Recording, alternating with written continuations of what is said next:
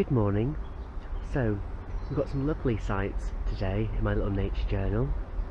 It's 19th of February and it's quite a mild morning. I'd say it's about 14 degrees, which is quite good for the time of year in late winter.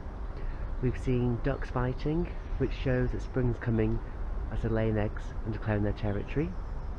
There are bird sounds. The birds have migrated back for the spring that's coming soon, and it's wonderful. I'm in the shade of the evergreen woodland and it's beautiful. It's a beautiful reminder that in a few months' time, believe it or not, when we go to our local woodlands and forests, this is the canopy we'll see, something similar to this. And it's just a reminder to let you know that spring is coming and soon the leaves will be back on the trees. So, let's face it, it has been a long fucking winter here in England.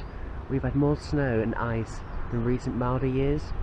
I don't know about you, but I cannot wait for the spring to come and for it to end winter.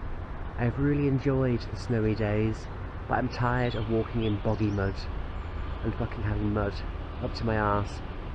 So I'm looking forward to drier, warmer and brighter days in spring, and I know you are too. Thanks for watching. Namaste.